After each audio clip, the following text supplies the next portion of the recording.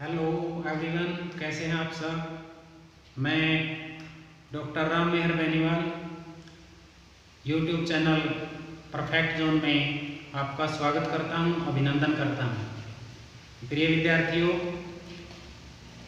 आज हम आपके लिए लेकर आए हैं विज्ञान कक्षा 10वीं का पाठ 1 रासायनिक अभिक्रिया और समीकरण पार्ट 2। तो इसका पार्ट 1 हम पहले अपलोड कर चुके हैं, तो जिन्होंने पार्ट 1 नहीं देखा वो प्लीज़ पहले पार्ट 1 देखें, तो तब जाके आपको ये आगे का लेसन समझ आएगा। तो आइए शुरू करें रासायनिक अभिक्रियाएं व समीकरण भाग 2। तो समीकरण 2 प्रकार के हैं, जैसे कंकाली समीकरण यानी स्केलेटन इक्वेशन। तो कंकाली समीकरण में क्या होता है, अभिकारकों और उत्पादों की परमाणु संख्या है जो वो बराबर नहीं होती है। यानी एक ऐसी समीकरण जिसमें अभिकारकों और उत्पादों की परमाणु संख्या बराबर नहीं होती है। तो जैसा कि हम पहली वीडियो में बता के आए हैं, अभिकारक क्या होता है, रासायनिक क्रिया में भाग लेने वाले पदार्थ, रासायनिक क्रिया में भाग लेने वाले तत्व अभिकारक हैं। यानी उन भाग लेने वाले तत्वों की परमाणु संख्या और उत्पाद का मतलब है जो बनने वाले पदार्थ हैं। रासायनिक क्रिया के कारण जो पदार्थ बनते हैं उनको हम उत्पाद कहते हैं। तो उनकी परमाणु संख्या बराबर नहीं होती, तो ऐसे समीकरण क्या कहलाते हैं, कंकाली समीकरण कहते हैं। तो जैसा ये एग्जाम्पल के माध्यम से हम समझ सकते हैं, मैग्नीशियम को यदि हम वायु में चलाते हैं तो मैग्नीशियम ऑक्साइड बनता है। तो इसको सूत्र के माध्यम से हम लिखते हैं, magnesium plus oxygen magnesium oxide बन जाता है। तो यहाँ पे आप देखोगे कि मैग्नीशियम का यहाँ पे एक परमाणु है, तो इस साइड हमारे अभिकारक है। यानी कल भी मैंने बताया था लेफ्ट हैंड साइड हमारे अभिकारक हैं। तो पहले हम लेफ्ट हैंड साइड देखें, उसके बाद जो हमारी राइट हैंड साइड है, तो यहाँ पे उत्पाद है। तो यहाँ पे क्या था, मैग्नीशियम लेफ्ट हैंड साइड अभिकारकों में क्या है, एक परमाणु है। राइट हैंड साइड उत्पाद की तरफ देखें तो मैग्नीशियम का क्या है, यहाँ भी क्या है, एक परमाणु है, एक। तो ये तो बराबर है। उसके बाद यहाँ पे लेफ्ट हैंड साइड हम ऑक्सीजन के देखते हैं तो 2 परमाणु हैं, और यहाँ ऑक्सीजन का एक परमाणु है। जिसके नीचे कुछ नहीं लिखा हुआ उसको हम क्या मानते हैं, एक परमाणु गिन लिया जाता है। तो यहाँ मैग्नीशियम के नीचे कुछ नहीं है तो एक परमाणु, यहाँ मैग्नीशियम के नीचे यहाँ कुछ नहीं लिखा है तो इसका भी एक परमाणु। ये तो समान है। तो डिफरेंस किसमें है, ऑक्सीजन के यहाँ पे 2 परमाणु है, ऑक्सीजन का यहाँ एक परमाणु है, तो यहाँ पे अंतर है। तो इसलिए परमाणु संख्या दोनों साइड बराबर नहीं है, इसलिए हम इस समीकरण को क्या कहेंगे, कंकाली समीकरण। उसके बाद संतुलित समीकरण। तो संतुलित समीकरण इसके विपरीत होता है। तो संतुलित समीकरण उस समीकरण को कहते हैं जिसमें अभिकारकों की परमाणु संख्या और उत्पादों की परमाणु संख्या दोनों बराबर होती हैं। दोनों क्या होते हैं, बराबर होते हैं। जैसे यदि हम इसी समीकरण को संतुलित करके देखें तो क्या है, magnesium plus oxygen magnesium oxide. तो यहाँ देखोगे आप, मैग्नीशियम के नीचे कुछ नहीं लिखा हुआ तो एक परमाणु गिना जाएगा। यहाँ देखोगे मैग्नीशियम के नीचे यहाँ भी कुछ नहीं लिखा हुआ है तो यहाँ भी क्या गिना जाएगा 1। तो मैग्नीशियम मैग्नीशियम बराबर हैं। उसके बाद यहाँ देखा ऑक्सीजन के 2 परमाणु हैं, यहाँ पे ऑक्सीजन का 1 परमाणु है। यदि हम यहाँ 2 से इसको गुणा कर दें इस सारे के सारे इस यौगिक को, तो यहाँ ऑक्सीजन का 1 परमाणु गिने तो 2 एकम 2, तो ऑक्सीजन के 2 परमाणु हो जाते हैं। तो साथ में क्या होगा, यहाँ 2 से मल्टीप्लाई करने से गुणा करने से मैग्नीशियम के भी तो 2 हो जाएंगे। तो यहाँ पे 1 है उस साइड, फिर 2 हो गए। तो यहाँ भी यदि हम 2 से गुणा कर दें तो यहाँ भी मैग्नीशियम के 2 हो जाते हैं। तो इस प्रकार से ऑक्सीजन के परमाणु संख्या और मैग्नीशियम की परमाणु संख्या दोनों तरफ बराबर हो जाती है। तो इस प्रकार ऐसे समीकरण को हम क्या कहेंगे, संतुलित समीकरण।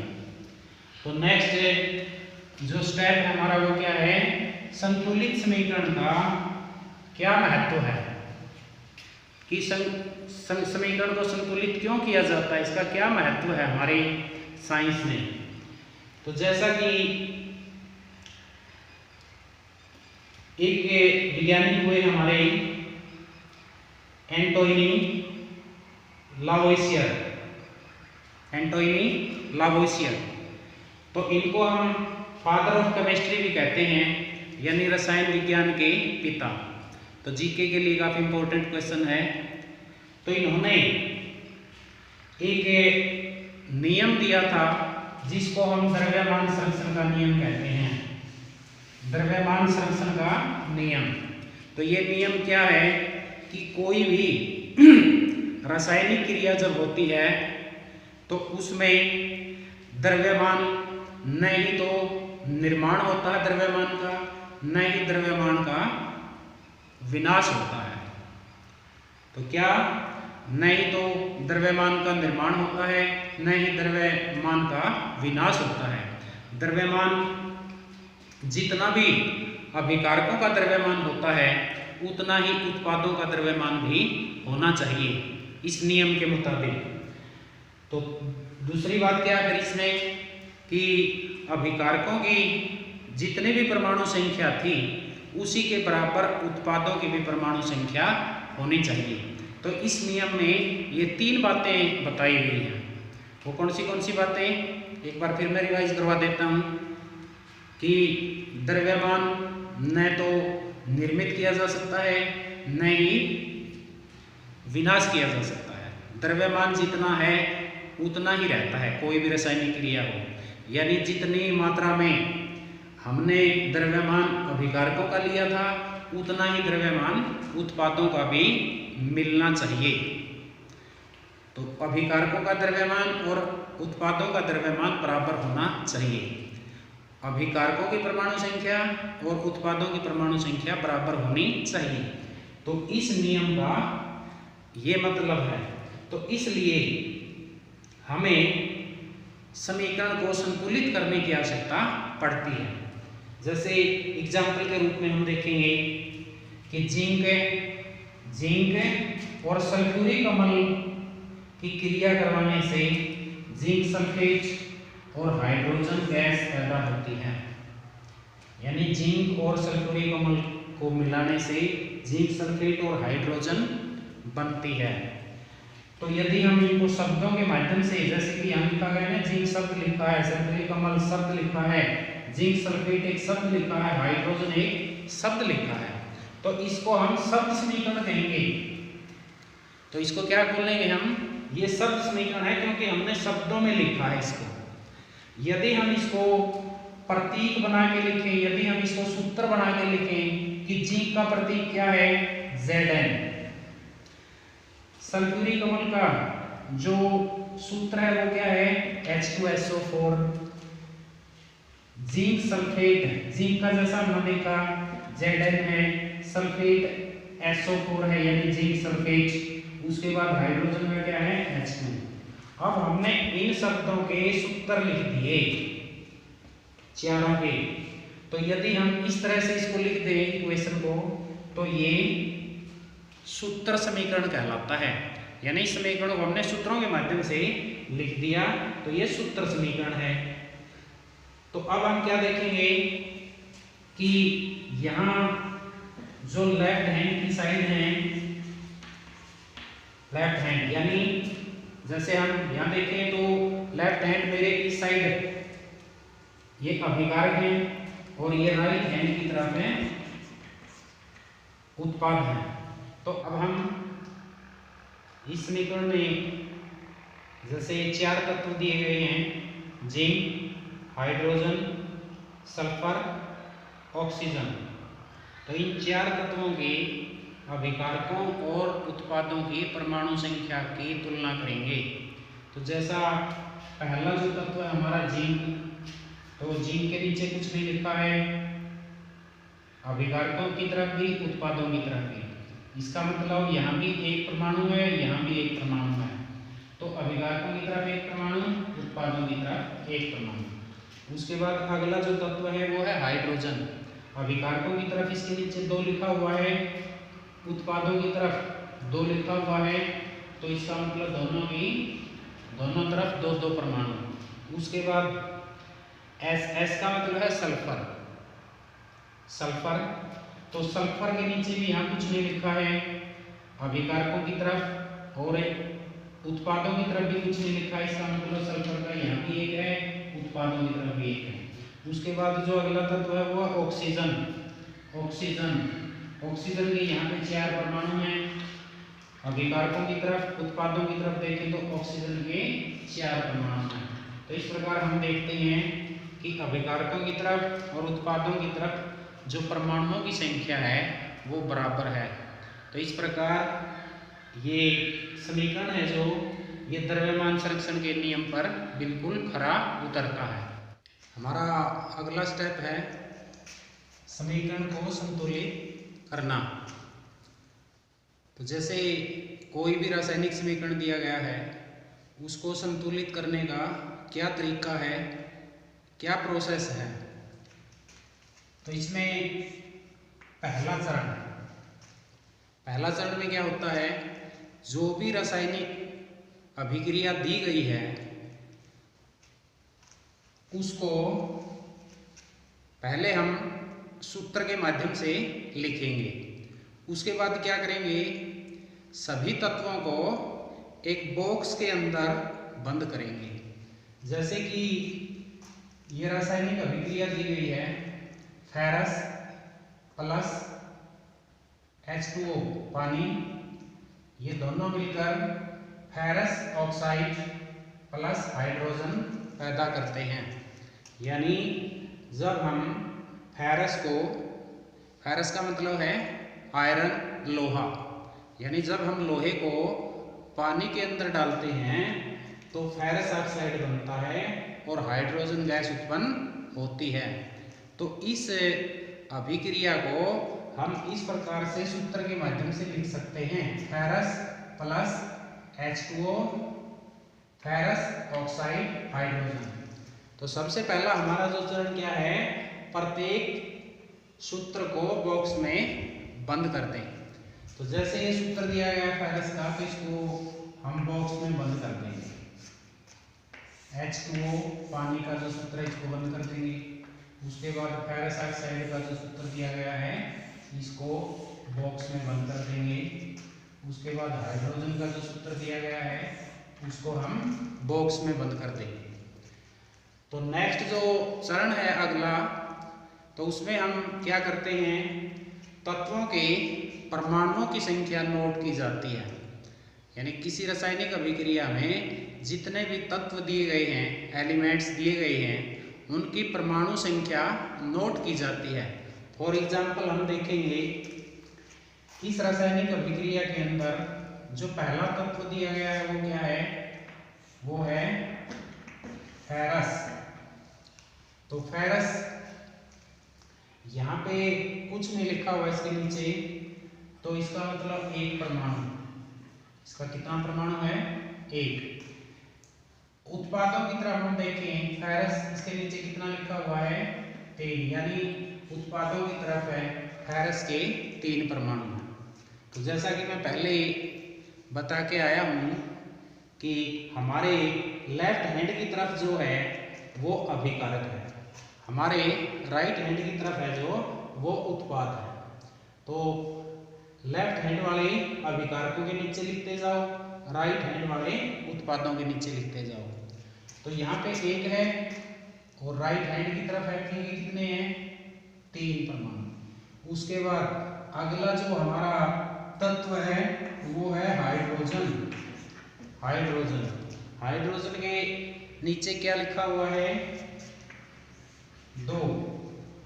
यदि हम राइट हैंड साइड देखें तो अब क्या लिखा हुआ है, 2, यहाँ पे बराबर है। उसके बाद जो अगला हमारा तत्व है वो है ऑक्सीजन। ऑक्सीजन के साथ यहाँ पे 1 लिखा हुआ है, ऑक्सीजन। अभिकारकों की तरफ 1 है और राइट हैंड की तरफ उत्पाद की तरफ देखें तो ऑक्सीजन में कितना है, 4। तो इस तरह से हमने परमाणुओं की संख्या को नोट कर लिया दोनों तरफ। तो हम देखते हैं कि फेरस में अभिकारकों की तरफ 1 है संख्या, उत्पादों की तरफ 3 है, यानी संतुलन में नहीं है, बराबर नहीं है। हाइड्रोजन में क्या है, अभिकारकों की तरफ 2 है, उत्पादों की तरफ भी 2 है, तो यानी यहाँ पे संख्या परमाणु की बराबर है। उसके बाद ऑक्सीजन में क्या है, अभिकारकों की तरफ 1 संख्या है और उत्पाद की तरफ 4 है। इसका मतलब यहाँ भी संतुलन में नहीं है। तो अगला चरण क्या होगा फिर हमारा, तो सबसे पहले हमें संतुलन करने के लिए वो यौगिक चुनना पड़ेगा। ये जरूरी तो नहीं है, लेकिन फिर भी हम अपनी सुविधा के लिए ऐसा कर लेते हैं कि सबसे पहले कौन सा तत्व संतुलित किया जाता है, कि सबसे पहले हम अपनी सुविधा के लिए उस यौगिक को चुन लें जिसकी परमाणु संख्या ज्यादा है।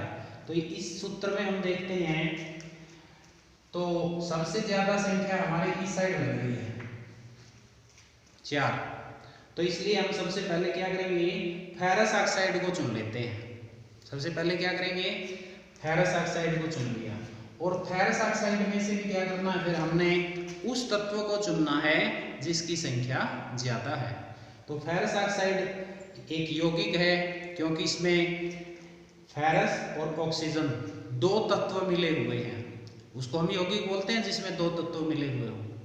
यहाँ पे अकेला है तो ये तत्व है, यहाँ पे हाइड्रोजन और ऑक्सीजन 2 तत्व हैं, ये भी यौगिक है। यहाँ पे फेरस और ऑक्सीजन 2 तत्व हैं, ये भी यौगिक है। यहाँ पे हाइड्रोजन अकेला है, ये तत्व है।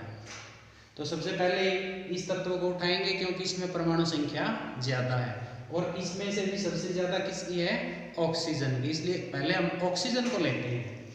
तो सबसे पहले ऑक्सीजन को ले लिया तो क्या देखा आपने, ऑक्सीजन इस साइड O के नीचे 1 है, इस साइड 4 है, ठीक है। तो कहने का मतलब यहाँ 1 है, यहाँ 4 है। यदि हम इस पूरे के पूरे यौगिक को 4 से मल्टीप्लाई करते हैं, यानी इसके आगे 4 लिख दें, तो यहाँ पे 1 है, सपोज कर लिया हमने यहाँ पे 1 है, तो 4 से यदि इसकी मल्टीप्लाई करेंगे तो 4 गुना 1 करने से 4 हो जाते हैं, इसलिए ऑक्सीजन की परमाणु संख्या क्या हो जाती है, 4 हो जाती है। और इस साइड भी क्या है, 4 है, तो इस साइड में ऑक्सीजन 4, इस साइड में ऑक्सीजन 4, तो ये तत्व हमारा संतुलित हो जाता है। लेकिन अभी पूरा समीकरण संतुलित नहीं हुआ है, अभी केवल ऑक्सीजन को ही संतुलित किया गया है। तो इसलिए हम अगले स्टेप में क्या करते हैं कि उसी तत्व को जारी रखते हैं।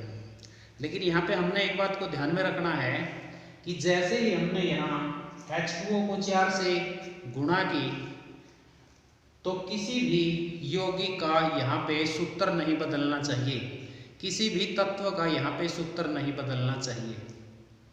तो कई बार जैसे कि यहाँ पे दिया गया है कि ये लिखना तो ठीक है, यदि हम H2O को 4 से मल्टीप्लाई करते हैं तो ये तो लिखना है ठीक है। यदि इसको ऐसे लिख दें H2O4 ऐसा करके लिख दिया, सूत्र बदल दिया हमने, तो ये गलत है। यदि हम इसको ऐसे लिख दें कि H2O लिखा और उसको ब्रैकेट में बंद किया और 4 से यहाँ पे नीचे 4 लगा दिया, तो यदि ऐसा लिखेंगे ऐसा भी गलत है।